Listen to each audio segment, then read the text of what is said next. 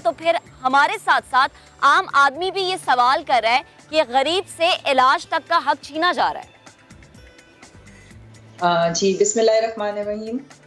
देखें जी, वक्त की ज़रूरत के मुताबिक जो है जिस तरह से बाकी चीज़ों में चेंजेस आते हैं, अब ये वो दवाइयाँ हैं जो गुज़िश्ता कई सालों से जो है उनकी प्राइस जो है वो इंक्रीज़ नहीं हुई थी, और अब फार्मास्यूटिकल कंपनीज़ ने उन दवाइयों को बनाने से इनकार कर दिया था, क्योंकि वो कह रहे थे कि जो हमारी कॉस्ट प्राइस है, ज़ाहिर है जो फार्मास्यूटिकल कंपनीज़ हैं उन्होंने थोड़ा-सा अपना प्रॉफ़िट भी रखना होता है, कॉस्ट प्राइस के हिसाब से देखना होता है। तो अब इस वक्त सूरत हाल ये थी कि उन्होंने कहा था कि चूंकि रॉ मटेरियल के कुछ इश्यूज आए थे, बाहर से चाइना की बहुत सारी फैक्ट्रीज एनवायरनमेंट की वजह से बंद हो गई थी, जहां से हम रॉ मटेरियल मंगाया करते थे, तो वो जो सस्ता रॉ मटेरियल था वो हमें दूसरे मुल्कों से अब इनको मंगवाना पड़ रहा था।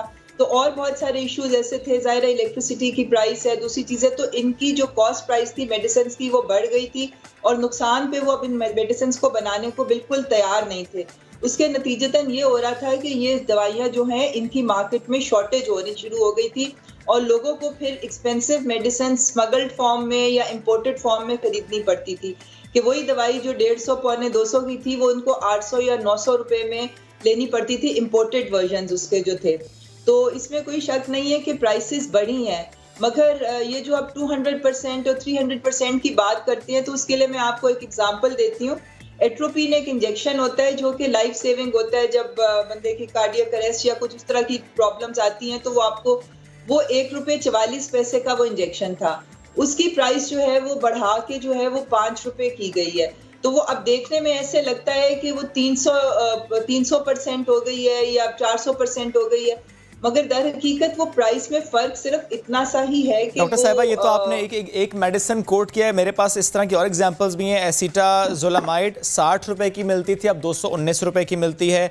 डॉक्सीसाइक्लाइन एंटीबायोटिक है 233 रुपए का था पहले, अब 400 का मिलता है। तो डॉक्टर साहब ऐसी बहुत सी एग्जांपल्स हैं हमारे सामने, बट मेरा क्वेश्चन आपसे ये है, इसमें भी जी डॉक्टर साहब, ये आप ये देख लें कि आप पर पैक देखें। ये आपकी बात बिल्कुल दुरुस्त डॉक्टर साहब, मैं इस आर्गुमेंट को बाय करता हूं कि अगर मार्केट में अवेलेबल नहीं है दवाई और वो आपको स्मगल वाली मेडिसिन यूज करनी पड़ रही है या ब्लैक मार्केट से लेनी पड़ रही है और उसमें ज़ाहिर है गवर्नमेंट को कोई फायदा नहीं हो रहा, मैं इसको बाय करता हूं कि अगर गवर्नमेंट ये सोच के करती है कि अवेलेबिलिटी हो, ये बात दुरुस्त है। लेकिन डॉक्टर साहब मुझे ये बताएं कि ये एक एलिगेशन है, एलिगेशन फार्मास्यूटिकल कंपनीज पर है कि वो डॉलर की प्राइस से और इलेक्ट्रिसिटी प्राइस से लिंक तो करते हैं इस बात को, लेकिन जो रॉ मटेरियल है वो कहते हैं कि सस्ता हुआ है। आप कह रहे हैं रॉ मटेरियल अगर बाहर से आ रहा था वो महंगा हुआ, तो वो कहते हैं कि नहीं, रॉ मटेरियल महंगा नहीं हुआ।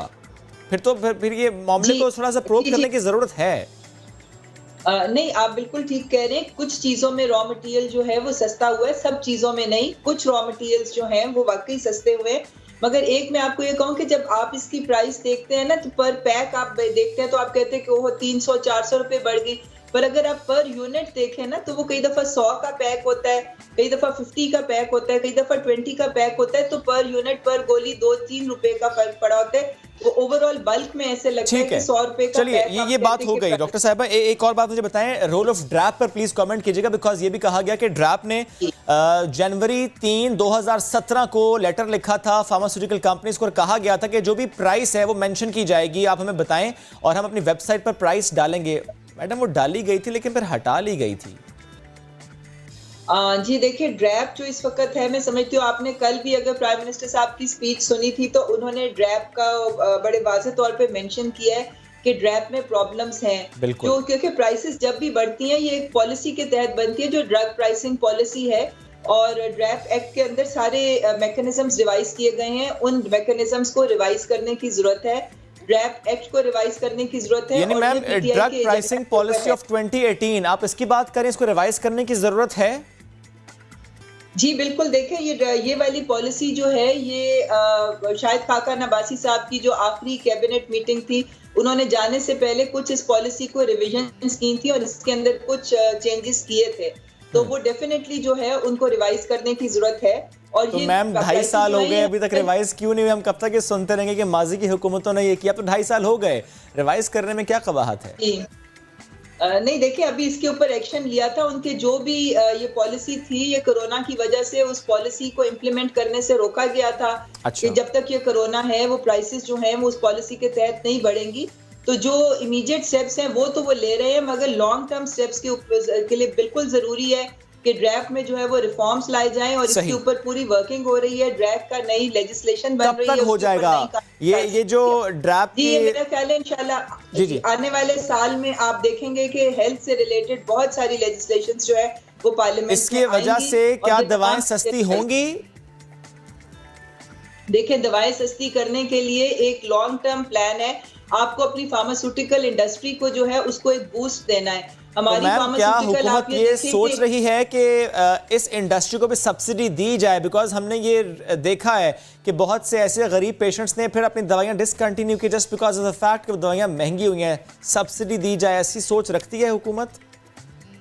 देखें, जो इस वक्त हेल्थ कार्ड है जो कि आने वाले दिनों में इंशाल्लाह ताला पंजाब की पूरी पॉपुलेशन में जाएगा, केपीके की ऑलरेडी पूरी पॉपुलेशन के लिए डिस्ट्रीब्यूट होना शुरू हो गया है। तो ये हेल्थ कार्ड के जरिए जो ये मेन इलाज जो होंगे जिसकी वजह से लोगों को मसला आता है वो फ्री हो जाएंगे और गवर्नमेंट की तरफ से फ्री मेडिसिन जो है। बिल्कुल ठीक। बस एक बात और मैम, एक बात और बता देंगे, जितनी दवाइयां महंगी अब हुई हैं, क्योंकि आप कह रहे हैं कि वो जो महंगी हुई हैं वो ज़ाहिर है इसलिए हुई कि अवेलेबिलिटी का इशू था, इन दवाइयों में कितने फीसद दवाइयां ऐसी जो कि लाइफ सेविंग ड्रग्स हैं?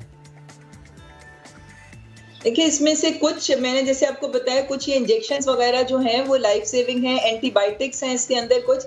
तो ये जाहिर है ये वो वाली दवाइयां नहीं है कि जो कि डेली बेसिस के ऊपर, इसमें से बहुत सारी वो हैं जो कि सिर्फ इमरजेंसी सिचुएशंस में यूज होती हैं, रेगुलर यूज नहीं होती है। मगर बहरहाल किसी भी दवाई की जो है उसकी प्राइस को कंट्रोल करना जो है वो गवर्नमेंट का फर्ज है। और आने वाले दिनों में आप जो नई पॉलिसीज आएंगी उसमें आप देखेंगे कि जब हम लोग फार्मास्यूटिकल इंडस्ट्री को ओवरऑल जिस वक्त प्रमोट करेंगे, एक्सपोर्ट बढ़ाने की बात की जा रही है कि हमारी दवाइयां बाहर एक्सपोर्ट हो, तो जब ये सारी चीजें बढ़ेंगी और इनकी बिजनेसेस बढ़ेंगे तो इकोनॉमीज ऑफ स्केल जब आएंगी तो ऑटोमेटिकली इंशाल्लाह ताला ये दवाइयां जो हैं ये कंट्रोल में आ जाएंगी इंशाल्लाह। बहुत शुक्रिया डॉक्टर साहिबा, साथ मौजूद थी आप और इससे मुताल्लिक गुफ्तगू कर रही थी, क्योंकि नो डाउट एक तरफ महंगाई में की चक्की में पिसती अवाम है, दूसरी तरफ ऐसे मरीज़ जो कि ऐसी महंगी दवाओं को इस्तेमाल करने की सख्त नहीं रखते, फिर वो क्या करेंगे? तो महक ज़ाहिर है ये मसला है, ये पूरे मुल्क का मसला है, ये परेशानी पूरे मुल्क की परेशानी है, क्योंकि जनरली हर घर में एक दो लोग ऐसे ज़रूर होते हैं जो कि मेडिसिन्स पर होते हैं। तो दैट इज़ द रीज़न हम इसकी बार बार बात करें। महक, हम आगे बढ़ रहे हैं, किस शहर की क्या बात करने वाले हैं अब हम?